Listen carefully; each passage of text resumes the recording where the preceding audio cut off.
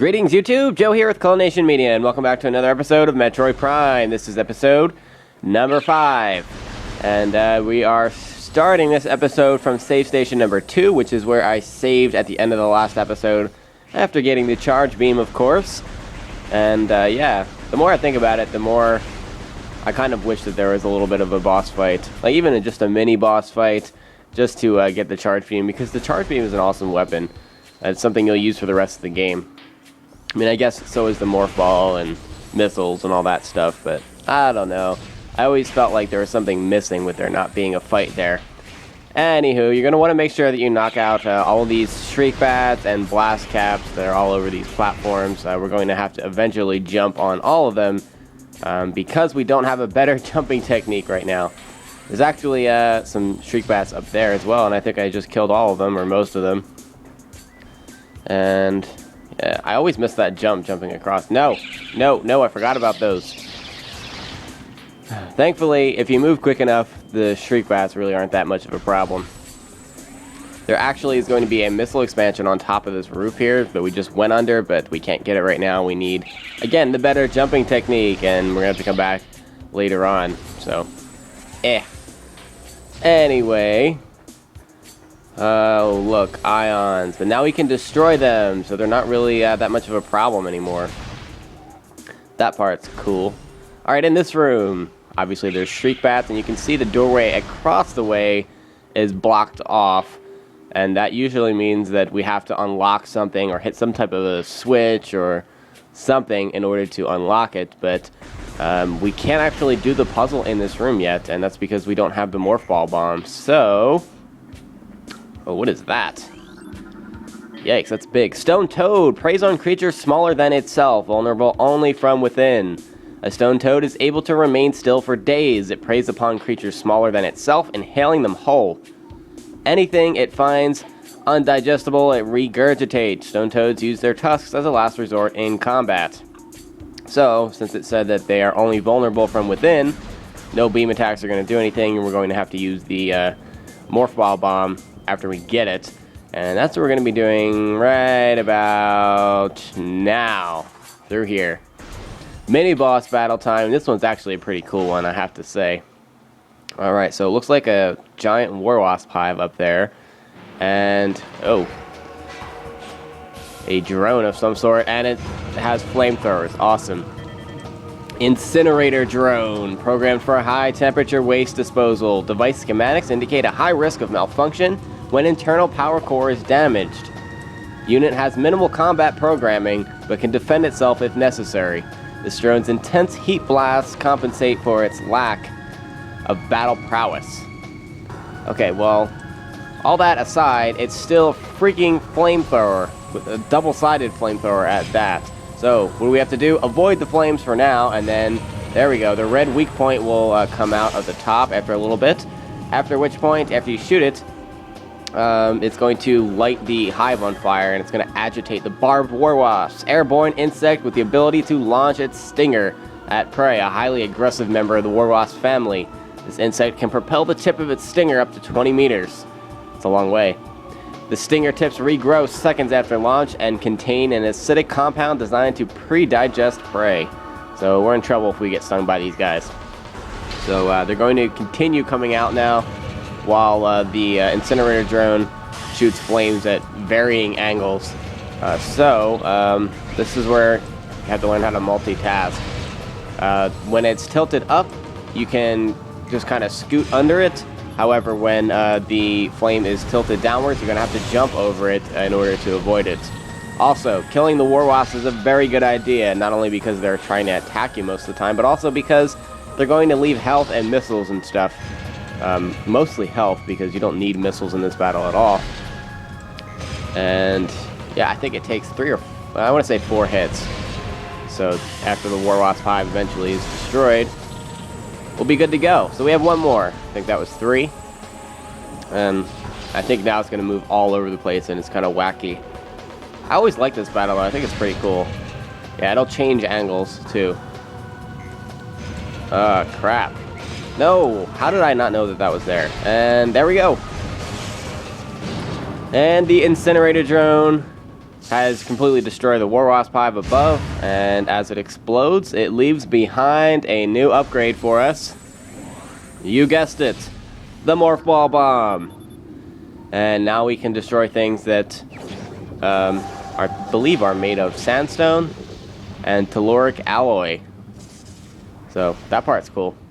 And we can also, when we're in small areas, we can jump and destroy small blocks and things like that. That will help us get a bunch of different missile expansions, energy tanks, things like that. So right here, there's actually a missile expansion, so make sure you don't leave the room before grabbing that. Alright, what am I up to now? 15? That's awesome. A little bit further down the road, probably after completing the Fendrana area, and before we get the third beam, somewhere in that area, I'm going to go on a missile collection spree. And we're going to go from like almost no missiles to probably over 100 or close to it in like one episode. So, yeah.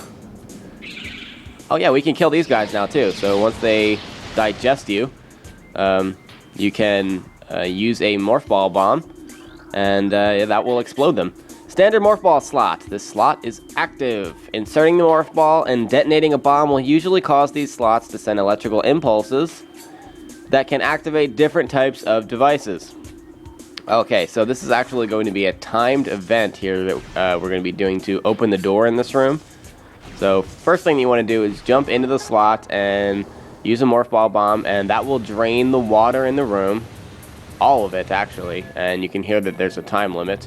So what you want to do is go through this hole, and you're going to want to go straight across the room here. And there's another Morph Ball slot that we're going to want to hit. And let's check the map really fast. Energy spike located, okay, in the furnace, and that's actually where we're headed. We're only a couple of rooms away from that. So I'm going to stop right before I get there because the boss fight in there takes quite a bit. So we're going to save that for next time. Alright, so when we hit the Morph Ball slot, or use a bomb in it, I guess, is the correct wording, the platforms will rise, and that will allow us to get to the final Morph Ball slot, which is up to the right there, as you can see. Okay, so the left is a dead end, so don't even worry about that. It's to the right. And there we go. And I don't think I even came close to running out of time either, so we're good. And once we hit that Morph Ball slot with a bomb, it's going to unlock the door and raise the platforms, the remaining platforms, so that we can actually reach the door, because that might help. And the timer's going to go off, so we've completed this puzzle. Really not that difficult, not much of a puzzle, but not too bad. Go Samus. I can't wait till we get the double jump. I love that thing. You can skip so many platforms that way. Alright, there are going to be scarabs in here? No, whoa, a tunnel with no scarabs. Alright, notice the spider ball track on the left. We can't go through there, so don't even worry about that. We're going to go through this little tunnel here because there's an energy tank. And of course that increases our maximum energy capacity by 100, so we have 3 extra energy tanks. So 4 energy tanks of energy. 4 energy tanks of energy. Tongue twister. Alright, I don't believe there's anything else in here, and as you can see, the only door that's in this room is a white door, so we need the ice beam for that, and the ice beam is the 3rd beam that we get, including the power beam, of course. So, yeah. We can't do anything else in here for now. Open, thank you. So we basically did all of that just for an energy tank, but it was totally worth it because we do have a boss fight coming up. Why not, right? Alright, actually we can blow this up now. I forgot about that, and we can just skip the ions altogether. I love the Morph Ball Bomb. It helps you get so many things in the Chozo Ruins. It's kind of ridiculous. No Shriek Bats. Alright, so I actually do kind of have an idea where I'm going here. It just might not seem like it. Alright, we're back in the room that had the save station. That's going to be off to the right there. And We might as well just go save. Why not, right? Yeah, I mean, we got an energy tank, and we got the morph ball bomb. Let's save. I'm not going to stop here, though. We'll continue on right up until the room before where the boss is located, which, like I said, isn't really that far from here. Okay, so we're going to go back the way we came. And that's going to be to this door on the left here. And I hate it when doors don't open. Alright, this is the Arboretum on your map. And what we need to do now is collect the runic symbols. So we need to scan for all 4 of them. Oh, calm down. Stupid scythe reaper vine thing. These things suck. Okay, where... There it is. I knew there was one on this tree. Alright, that's number 2. And the reason that we waited to do this is because number 3 is going to be past this little area with little blocks that I believe are made of sandstone that we can only destroy with the morph ball bomb. So we had to wait anyway. Alright, where is it? Oh crap, that was an awful missile shot. Holy crap. Yes, you're going to want to make sure that you destroy these war wasp hives because they will attack you while you're in morph ball mode. And that's not so much fun. Those tangleweeds down there are a special type of tangleweeds. They're actually called Venom Weed, and they are painful. They're venomous, as their name implies, and let's scan them. Venom Weed, poisonous plant that retracts into the ground if threatened. Venom Weeds evolve to thrive in the habitats of large organisms. They lure prey with brightly colored leaves, then detain it with tiny barbs that deliver a powerful toxin. Venom Weeds rapidly decompose anything that succumbs in their midst, so that's going to do a lot of damage to you if you try to roll through it with the morph ball. So just don't do that. It's not worth it. Okay, where is the runic symbol that I'm looking for? I know there's one up top, but there should be one more over in this area that I missed. I don't see it. Let's grab the one up here really fast. Really fast first. I don't know why I keep trying to say a bunch of words in a row that all begin with the same letter and the same sound. It makes me not be able to say them correctly. Okay, so we have 3 out of the 4 symbols. And I have an idea of where the last one is. It's just that I couldn't find it for whatever reason. It's around this area where we went through with the morph ball. It might be on the other side, though, so I guess I have to go back. It might be on that tree, on the other side of the tree there. And I keep scanning that war wasp hive that I destroyed. I'm so proud of myself. Apparently. Alright, let's go back. Oh, yes. Map, I know. Fluid patterns, analyze, energy spike, right? Oh, main source of toxins and ruins detected. Oh, okay. That's actually where we're headed now. The energy... Ah, there it is. The energy spike that they were talking about earlier was the energy tank. I thought it was the boss, but it wasn't. The main source of toxins is actually where the boss is, and it's actually through there, pretty much. Not that far after we get through there is the boss room. But anyway, yeah, the energy spike was actually the energy tank. So that part's cool, that it actually tells you where some of the energy tanks are. That's nice of you, map. You're looking out for us. Alright, let's let it do its thing. As you can see, we're like 2.5 rooms away from the sun chamber, which is where the toxin source is located. And of course, there's in classic Metroid fashion, a giant creature awaiting us there. And that's going to be a lot of fun. I actually don't mind this boss at all. It's pretty cool.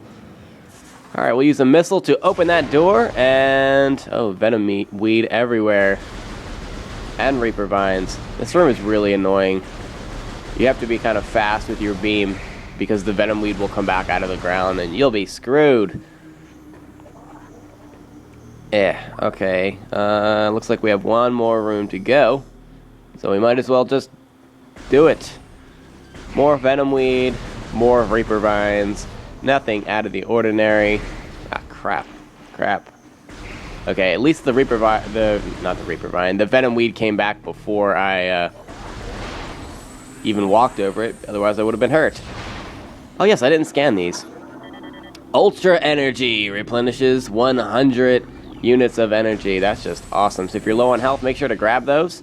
But that's going to be it for this episode, guys. In the next episode, we're going to take on the boss of the Chozo Ruins, the source of all of the toxins that have been running rampant throughout the ruins. But thank you very much for watching, and please stay tuned for episode number 6. Game on!